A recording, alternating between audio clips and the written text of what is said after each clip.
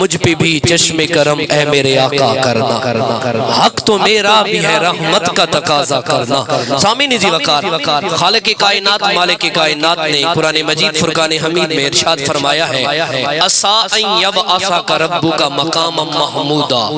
اللہ رب العزت نے، میں ڈائریکٹ شروع کر رہا ہوں کیونکہ وقت کافی بیت چکا ہے، تمہید کی طرف نہیں جاتے۔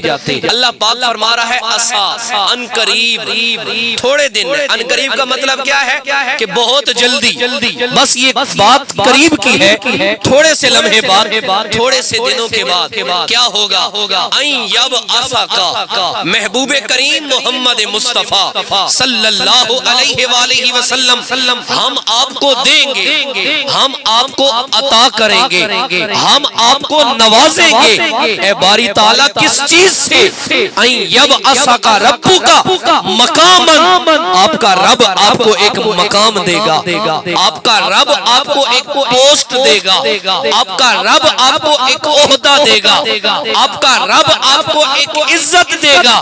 اے باری تعالیٰ وہ پوسٹ کون سی ہے، وہ عہدہ کون سا ہے، وہ مقام کون سا ہے؟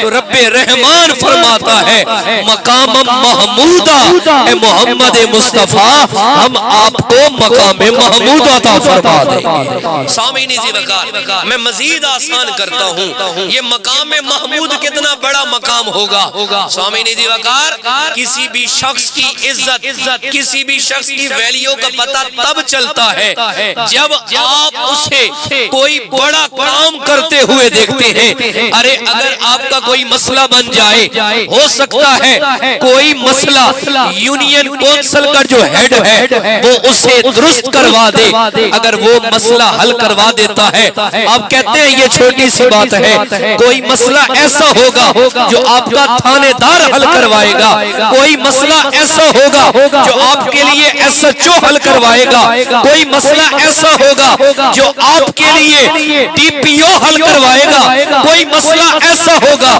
جو آپ کے لیے آئی جی پنجاب حل کروائے گا، کوئی مسئلہ ایسا ہوگا جہاں نہ مرچی کی چلے گی، نہ تھانے دار کی چلے گی، نہ ایس ایچ او کی چلے گی، نہ ڈی پی او کی چلے گی، نہ آئی جی کی چلے گی۔ ارے فقط وہاں پہ بات چلے گی یا تو وزیر کی چلے گی، یا مجتمع مشیر کی چلے گی، یا صدر کی چلے گی۔ اب جہاں بات صدر کی چلنے والی ہے وہاں پہ تھانے دار کا کوئی کام نہیں بنتا۔ ارے جہاں بات وزیر اعظم کی چلنے والی ہے وہاں ڈی پی او کا کوئی کام نہیں چلتا۔ اب جو مصطفیٰ کی یہ ثنا خان اور میرے پیر و مرشد نے یہ کہا تھا نا مجھ پہ بھی چشم کرم اے میرے آقا کرنا، یہ کس مقام کے لیے کہا تھا؟ ارے یہ کون سے دن کے لیے کہا تھا؟ اگر توجہ ہے میری بات توجہ سے سنیے گا۔ میرے مصطفیٰ نے، میرے مصطفیٰ کے اس غلام پیر نصیر الدین نصیر نے کہا مجھ پہ بھی چشم کرم، مجھ پر بھی رحمت کی نظر، رحمت کی نگاہ اے میرے آقا کرنا، یا رسول اللہ مجھ پہ نگاہ رحمت کرنا، حق تو میرا بھی ہے رحمت کا تقاضا کرنا۔ یا رسول اللہ آپ کو اللہ نے کہا ہے وما ارسلناک الا رحمتا للعالمین، ہم نے محمد مصطفیٰ کو تمام جہان کے لیے رحمت بنایا ہے۔ رحمت کیا ہوتی ہے؟ ایک ہے زحمت، زحمت کا مطلب جس سے آپ کو تکلیف ہو، جس سے آپ کو پریشانی ہو، جس سے آپ کو نقصان ہو، وہ بنتی ہے زحمت، اور جس سے آپ کو سکون ہو، اطمینان ہو، اسے رحمت کہا کرتے ہیں۔ فرمایا رب نے کہا ہے وما ارسلناک الا رحمتا للعالمین، محبوب ہم نے آپ کو پیار دینے والا بنایا، محبوب ہم نے آپ کو رحمت کرنے والا بنایا، محبوب ہم نے آپ کو بے سہاروں کا سہارا بنایا، لاچاروں کا چارہ بنایا۔ تو میرا مرشد شاہ نصیر کہتا ہے ارے نادان، جب تو نے اور میں نے مر جانا ہے، جب ہم مریں گے ہمارے والدین، ہمارے رشتہ دار، ہمارے دوست، ہمارے یار ہمیں ہمیں قبر میں چھوڑ کے آئیں گے, منو مٹی اوپر ڈال دیں گے, جب وہ ڈال کے لوٹیں گے ارے تو اور میں پریشان ہوں گے, ہم غمزدہ ہوں گے, ہم تکلیف میں ہوں گے, ہم پریشانی میں ہوں گے. ارے آج تو باپ بھی چھوڑ گیا, آج تو ماں بھی چھوڑ گئی, آج تو یار بھی چھوڑ گیا, آج ہر رشتہ دار بھی چھوڑ گیا. تو اس وقت توجہ کیجئے گا, حدیث کی دو کتابیں ہیں, ایک کتاب کا نام ابو داؤد شریف ہے. اس کتاب کے اندر 3 سوالات کا ذکر ہے کہ پوچھا جائے گا من ربو کا, تیرا رب کون ہے, ما دینوں کا, تیرا دین کیا ہے. توجہ ہے جناب والا, ما کنت تقول فی حق حاضر رجل, اس چہرے کے بارے میں, اس خوبصورت شخص کے بارے میں دنیا میں کیا کہا کرتا تھا. یہ ابو داؤد حدیث کی کتاب ہے, اس سے جو سب سے بڑی اس کا نام بخاری شریف ہے. اس میں فقط ایک سوال ہے, وہ سوال کچھ اور نہیں, فقط یہ ہے ما کنت تقول فی حق حاضر رجل, کوئی اور سوال نہیں ہوگا. بخاری کے لفظ ہے, سوال ہوگا تو آمنہ کے لال کا سوال ہوگا. اب اگر توجہ ہو میں بھائی کے جملے دہراؤں گا. ارے جب قبر میں رشتہ دار چھوڑ گئے, یار چھوڑ گئے, دوست چھوڑ گئے, بھائی چھوڑ گئے, اس وقت آپ اور میں غمزدہ ہیں. میں تو غمزدہ ہوں گا کہ گناہوں کے انبار ہے, سیاہکاری ہے, بدکاری ہے. ارے میرے ساتھ ہوگا کیا جب میرے سامنے محمد مصطفیٰ کا چہرہ آئے گا, جب آقا کریم جلوہ گر ہوں گے تو رخ اٹھا کے ہم عرض کریں گے مجھ پہ بھی چشم کرم, اے میرے آقا کرنا, حق تو میرا بھی ہے, رحمت کا تقاضا کرنا. یا رسول اللہ, آپ کو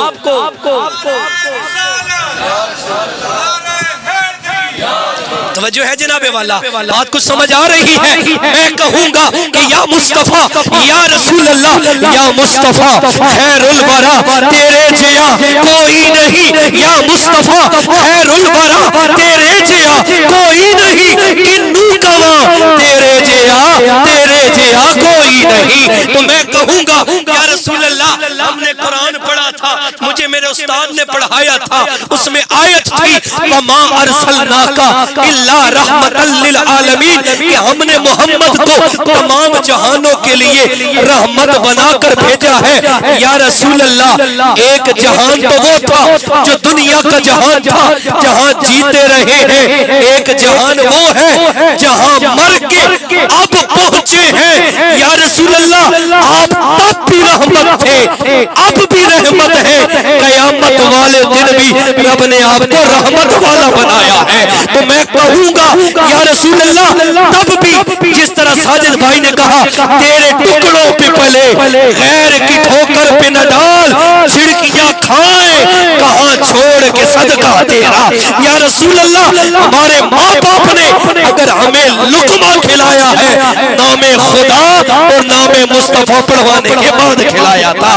آپ وہاں بھی رحمت کرتے تھے, وہاں بھی ہم یہی کہتے تھے مجھ پہ بھی چشم کرم, مجھ پہ بھی چشم کرم, حق تو میرا بھی ہے, حق تو میرا بھی ہے, حق تو میرا بھی ہے, رحمت کا تقاضا کرنا. یا رسول اللہ, میرا بھی حق بنتا ہے کہ میری گناہگاری ہو, رب کی اس وقت پہ ظاہری طور پہ قہاری ہو, یعنی سختی ہو, میری گناہگاری ہو, رب کی قہاری ہو, مگر اس حال میں آپ کی میرے ساتھ طرفداری ہو. اور جب یہ حال ہوگا ہم کہیں گے مجھ پہ بھی چشم کرم, اے میرے آقا کرنا, حق تو میرا بھی ہے, رحمت کا تقاضا کرنا. سامعین جی وقار, تب مصطفیٰ ہم پہ کرم کریں گے, تب مصطفیٰ ہم پہ رحم کریں گے, تب مصطفیٰ ہم پہ شفقت کریں گے. میں عرض کر رہا تھا کہ اگر جب پتہ چلے نا کہ بندہ بڑا کتنا ہے, اس کے عہدے کا بعد میں تب پتہ چلتا ہے جب ہم اس کے کام دیکھ لیں، ارے کتنے بڑے بڑے کام کر رہا ہے۔ قرآن مجید کہتا ہے اذا زلزلت الارض زلزالها، حضرت اسرافیل علیہ السلام اللہ کے فرشتے ہیں، آقا علیہ السلام نے فرمایا ان کی ڈیوٹی ہے انہوں نے سور پھونکنا ہے۔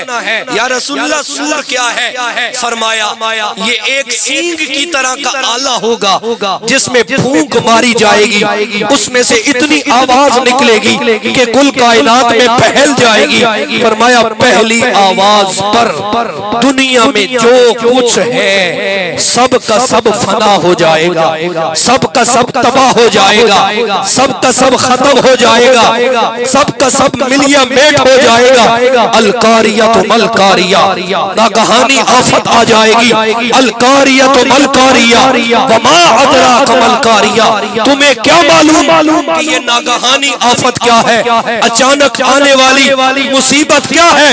وما ادراک ملقاریہ یوم یکون الناس کالفراش المبثوث، اس دن لوگ ایسے اڑ رہے ہوں گے جس طرح یہ آج کل بارش کا سیزن ہے، یہ جو پتنگے نکلتے ہیں، یہ جو کیڑے اڑتے ہیں، فرمایا جب سور پھونکا جائے گا لوگوں کو یہ زمین اٹھا اٹھا کے ایسے پھینک رہی ہوگی جس طرح کے پتنگے ہواؤں میں اڑتے ہیں۔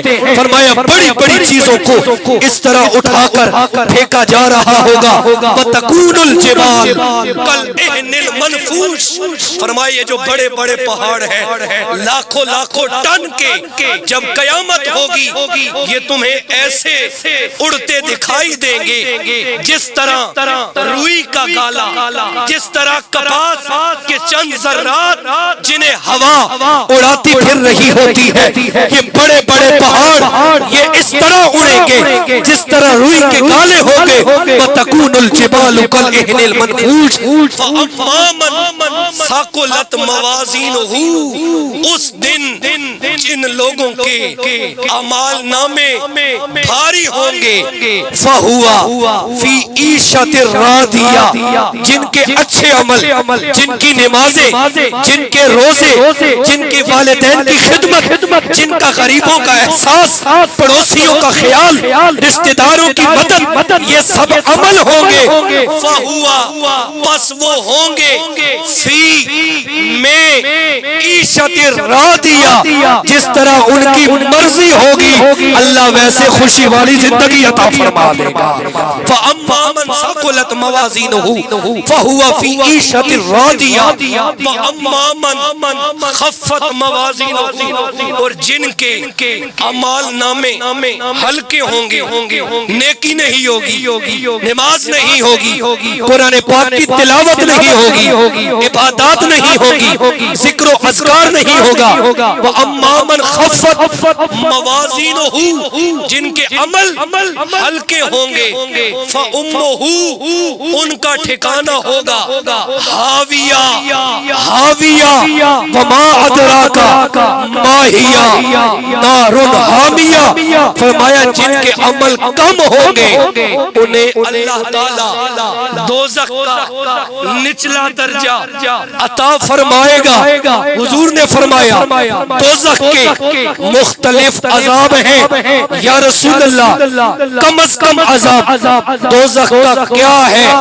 آقا نے فرمایا جو سب سے کم گناہ والے گناہگار کو عذاب دیا جائے گا وہ یہ ہوگا کہ اسے پاؤں میں جوتے آگ کے پہنائے جائیں گے، اور وہ آگ کا جوتا اتنا گرم ہوگا کہ کیچ تو مست ہو رہا ہے پاؤں کے تلووں کے ساتھ، مگر اس کی تپش، اس کی گرمی، اس کی حرارت، اس کی جلن کی وجہ سے اس انسان کا کھوپڑی کے اندر موجود دماغ اس طرح کھولے گا جس طرح پانی ابل رہا ہوتا ہے۔ فرمایا یہ دوزخ کا کم از کم عذاب ہے، اور دوزخ کا زیادہ سے زیادہ عذاب جو ہے اس بندے کو دوزخ کی سب سے نچلی تہ میں ڈالا جائے گا۔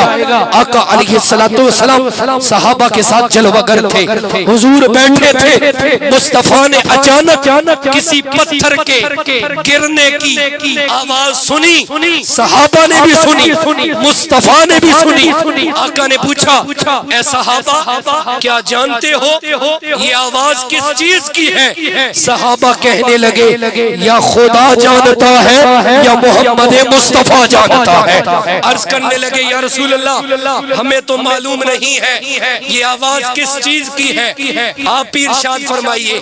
آقا نے جواب دیا اللہ تعالیٰ نے آج سے 70 سال پہلے دوزخ کی آگ میں ایک پتھر کو دھکیلا تھا، ایک پتھر کو پھینکا تھا، فرمایا وہ گرتا رہا گرتا رہا گرتا رہا، آج 70 سال کے بعد وہ دوزخ کی تہ میں پہنچا ہے۔ مطلب دوزخ اتنی گہری ہے، اتنی گہری ہے کہ مصطفیٰ نے کہا 70 سال لگاتار ایک پتھر صفا کرتا رہا، آج جا کر وہ اس جگہ پہ پہنچا ہے۔ سامعین ذی وقار میں عرض کر رہا تھا کہ ان چیزوں کو بھلائیے گا نہیں، دوزخ بڑی شدت والی ہے۔ حضور نے فرمایا اللہ رب العزت نے 1000 سال دوزخ کی آگ کو گرم کیا حتیٰ کہ وہ آگ سفید رنگ میں تقسیم ہو گئی۔ فرمایا پھر مزید 1000 سال دوزخ کی آگ کو اور گرم کیا گیا، اس کا رنگ سرخ ہو گیا۔ فرمایا مزید 1000 سال اسے پھر گرم کیا گیا، فرمایا پھر وہ سیاہ ہو گئی۔ اب دوزخ بالکل کالی ہے، دوزخ بالکل سیاہ ہے، اس میں کسی کو ساتھ والے کی بھی خبر نہیں ہے۔ اور جو دوزخی فرشتے ہیں جنہیں عذاب کے لیے رکھا گیا، قرآن اور حدیث میں آتا ہے وہ فرشتے کانوں سے بہرے ہوں گے، آنکھوں سے اندھے ہوں گے، اور انہیں حکم دیا جائے گا کہ تم ان جہنمیوں کو سلاخیں مارو، انہیں مارو۔ بہرے کیوں ہیں؟ تاکہ تم ان کی چیخیں نہ سن پاؤ۔ اندھے کیوں ہیں؟ تاکہ تم انہیں تڑپتا ہوا نہ دیکھ پاؤ۔ حضور کے صحابی حضرت عمر فاروق رضی اللہ تعالیٰ عنہ، آپ نے ایک بہت بڑے عالم دین حضرت کعب بن احبار، یہ مصطفیٰ سے پہلے یہودیت میں تھے، پھر مصطفیٰ کے غلام بن گئے، بہت بڑے عالم تھے، تورات کے بھی عالم تھے اور مصطفیٰ کے قرآن کے بھی عالم تھے۔ ان سے پوچھا گیا، حضرت عمر نے پوچھا آپ بتائیے کہ دوزخی بندے کو ایک دن میں کتنی مرتبہ جلایا جائے گا؟ آپ نے فرمایا میں نے جو پڑھا ہے دوزخی کو جہنم میں روزانہ 6000 مرتبہ جلایا جائے گا، 6000 مرتبہ۔ وہ پہلے ہی آگ میں ہوگا، لیکن جو سپیشل قسم کی عذاب والی آگ ہے اسے 6000 مرتبہ دن میں دی جائے گی۔ سامعین ذی وقار جب یہ سارا منظر آپ کے اور میرے ذہن میں آ گیا، اور ایک وہ منظر جب قیامت کا دن ہے، جو قیامت کا دن ہے، ہر چیز بڑے بڑے پہاڑ بھی اڑ رہے ہوں گے۔ آقا علیہ السلام نے فرمایا، ام المومنین حضرت عائشہ صدیقہ روایت کرتی ہیں، آقا نے فرمایا قیامت کے دن تمام امت جب اٹھائی جائے گی ان کے پاؤں میں جوتے نہیں ہوں گے، ننگے پاؤں ہوں گے، ننگے جسم ہوں گے، جسم پہ کپڑا بھی نہیں ہوگا، اور ان کے ختنے بھی نہیں ہوئے ہوں گے، غیر مخطوط، بغیر جوتوں کے، بغیر کپڑوں کے انہیں اٹھایا جائے گا۔ جب ام المومنین حضرت عائشہ صدیقہ نے یہ بات سنی تو عرض کرنے لگی یا رسول اللہ کیا کوئی بندہ کسی کی طرف دیکھے گا جب سب ہی ننگے ہیں، سب کے جوتے نہیں، سب کے کپڑے نہیں؟ یا رسول اللہ پھر عزت کہاں جائے گی؟ کیا کوئی نگاہ اٹھا کے دیکھے گا؟ آقا نے فرمایا اس دن رب کا جلال اتنا ہوگا، رب کا غصہ اتنا ہوگا، کسی میں ہمت نہیں ہوگی اٹھا سکے، کسی میں ہمت نہیں ہوگی کہ وہ نہ اپنی نظریں کسی کے ساتھ ملا سکے۔ ارے جب یہ دن ہوگا اور یہ سورج سوا نیزے پہ آ جائے گا تو اس دن حدیث میں آتا ہے تمام کی تمام امت کل کائنات میں جتنے لوگ ہوں گے جب دیکھیں گے اللہ آج جلال میں ہے، اللہ بڑے غضب میں ہے، ہر بندے کو اپنے گناہ یاد آ رہے ہوں گے، وہ کہیں گے اب کوئی راستہ ڈھونڈے، اب کوئی دروازہ ڈھونڈے کہ جس کی سفارش کی وجہ سے آج اللہ کے عذاب سے بچے۔ تو سارے لوگ مشورہ کریں گے کیوں نہ حضرت آدم علیہ السلام کے پاس جائیں کہ آپ ابو البشر ہیں، تمام انسانوں کے باپ ہیں، اور مشکل میں باپ کام آتے ہیں، جا کے کہتے ہیں ابا جی آپ ہمارے باپ ہیں، اللہ کی بارگاہ میں سفارش کیجئے۔ حدیث پاک میں آتا ہے ساری مخلوق حضرت آدم کے پاس جائے گی، حضرت آدم فرمائیں گے لوگوں بات سنو، اللہ نے مجھے کہا تھا لا تقربا هذه الشجرہ، ساری جنت تیری ہے، اے آدم ایک درخت کے قریب مت جانا۔ فرمائیں گے میں چلا گیا تھا، پتہ نہیں اس وجہ سے اللہ مجھ سے راضی ہوتا ہے یا نہیں، میں تمہاری بخشش نہیں کروا سکتا، سفارش نہیں کروا سکتا، تم کہیں اور چلے جاؤ۔ لوگ آئیں گے حضرت نوح علیہ السلام کے پاس، حضرت نوح سے کہیں گے آپ ہمارے لیے اللہ کی بارگاہ میں دعا کریں۔ حضرت نوح کہیں گے اللہ نے مجھے ایک دعا دی تھی، اللہ نے فرمایا کہ جیسے کہے گا تیری دعا کو ویسے تسلیم کر لیں گے، لیکن میں نے کیا کیا جب میری قوم میری بات نہیں مانتی تھی میں نے ہاتھ اٹھا کے ان کے لیے عذاب کی دعا مانگ لی تھی، اللہ نے تو دعا دی تھی رحمت کے لیے، میں نے مانگ لیا عذاب کے لیے، جس سے اللہ مجھ سے ظاہری طور پہ حقیقت میں نہیں اللہ نبی سے ناراض نہیں ہوتا، لیکن اس عمل کی وجہ سے نہ جانے اللہ مجھ سے راضی ہے یا نہیں، اللہ نبیوں سے راضی ہوگا لیکن انبیاء کی عاجزی ہے، وہ کہتے ہیں میں اس قابل نہیں کہ میں تمہاری سفارش کرواؤں، تم اس طرح کرو حضرت ابراہیم کے پاس چلے جاؤ۔ وہ لوگ حضرت ابراہیم کے پاس آئیں گے، آپ بھی فرمائیں گے میں نے 3 کام ایسے کیے ہیں، پتہ نہیں اللہ مجھ سے راضی ہوتا ہے یا نہیں، میں تمہاری سفارش نہیں کر سکتا، تم حضرت موسیٰ کے پاس چلے جاؤ۔ وہ سب کے سب حضرت موسیٰ کے پاس آئیں گے، آپ فرمائیں گے میں نے بھی ایک بندے کو غصے میں آ کے مکہ مارا تھا اور وہ قتل ہو گیا تھا، میں بھی تمہاری سفارش نہیں کر سکتا، مجھے اپنا کام یاد آتا ہے، تم آگے چلے جاؤ۔ تمام کے تمام لوگ حضرت عیسیٰ کے پاس آئیں گے، حضرت عیسیٰ کہیں گے آج اس سفارش کے مقابل میں بھی نہیں، رب کا جلال بہت ہے لیکن میں تمہیں دروازہ بتاتا ہوں، تم اس دروازے پہ چلے جاؤ، اس دروازے والے کی رب کبھی بھی نہیں ٹالتا ہوتا۔ کون ہے وہ جس کے بارے میں کہا ہے سراپا اجالا ہمارا نبی، رحمت حق تعالی ہمارا نبی، جس کا کونین میں کوئی ثانی نہیں ہے، وہ جگ سے نرالا ہمارا نبی۔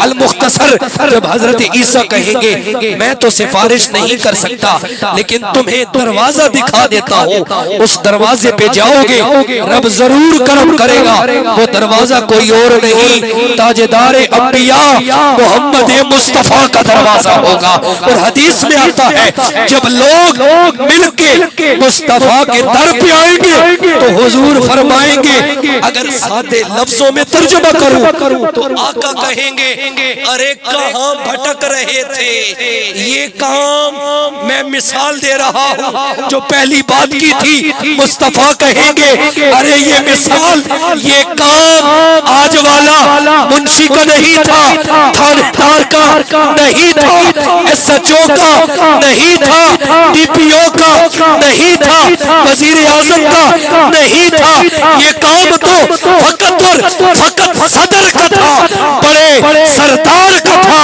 اور اللہ نے مجھے تمام نبیوں کا سردار بنا کے بھیجا ہے۔ فرمایا آج اگر کوئی تمہیں بچائے گا تو وہ مصطفیٰ ہے، رب سے کوئی چھڑائے گا وہ بھی محمد مصطفیٰ ہے۔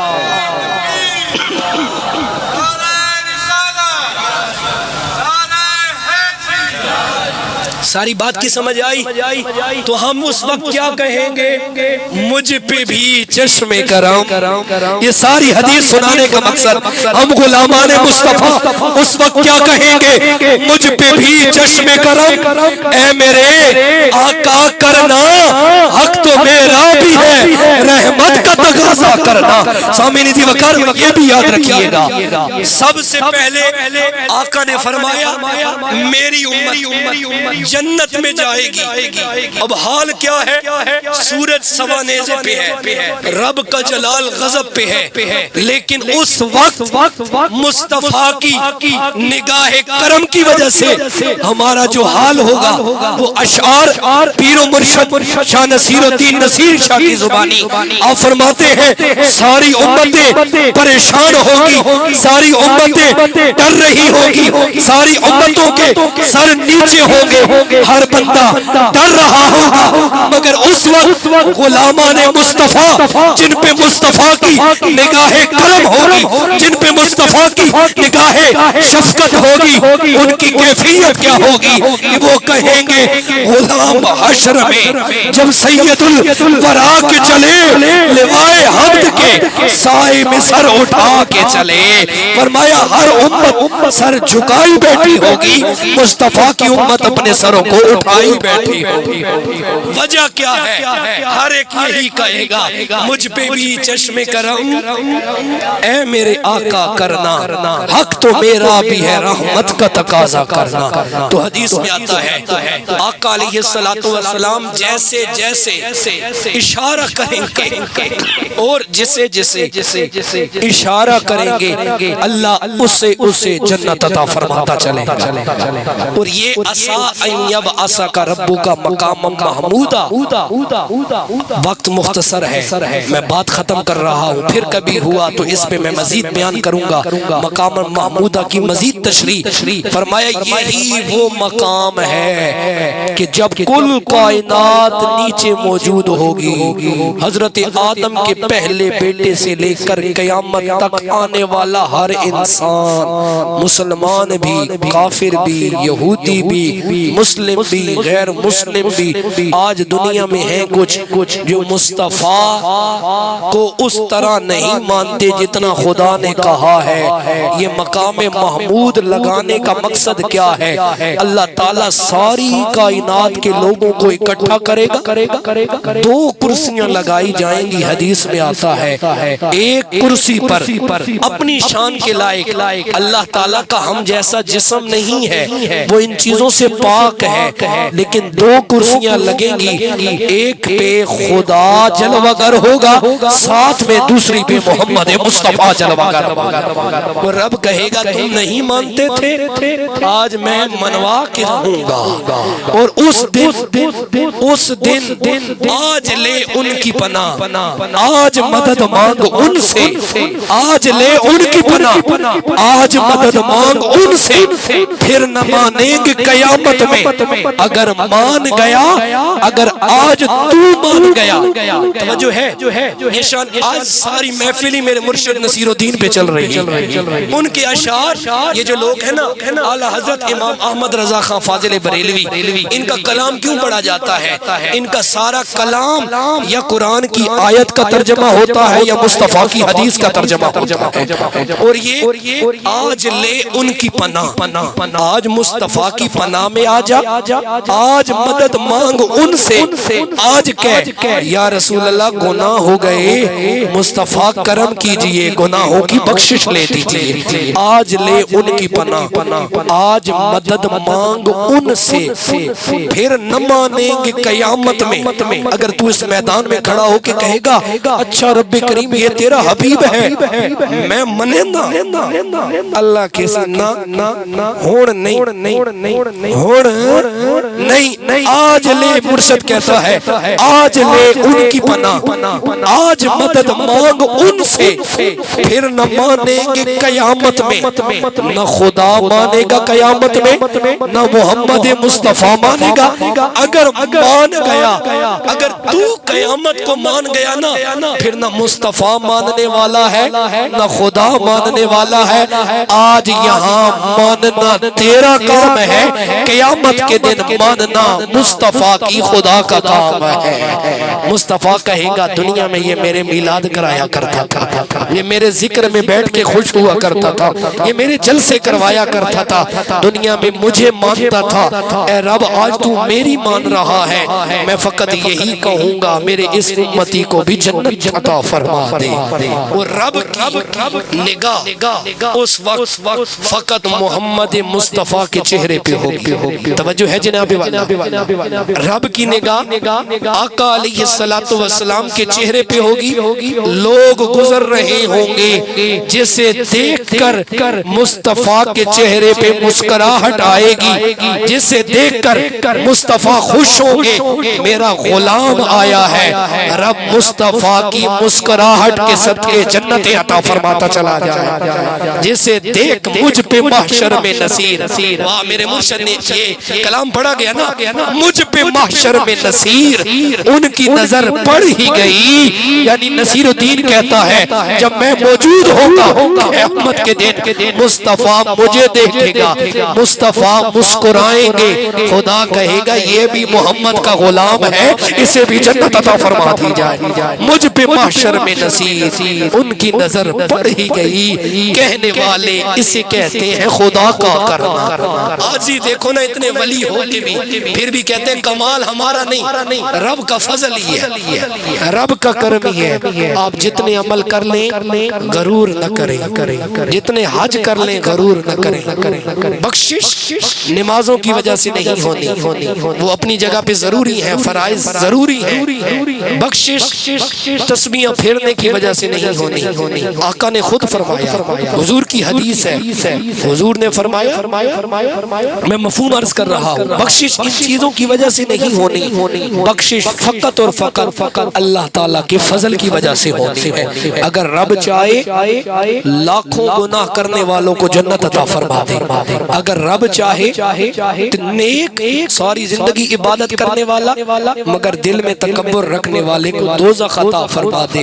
حدیث میں آتا ہے کہ دو بندے نا، ایک بندہ دوسرے سے کہے گا تو تو بہت گندے تین تا اللہ جنت دیونی ہی کوئی نہیں۔ قیامت کے دن جب رب کی بارگاہ میں حاضر ہوں گے نا، اللہ اس سے کہے گا اوے تجھے کس نے اجازت دی کہ تو میری رحمت کو بندوں سے روکے؟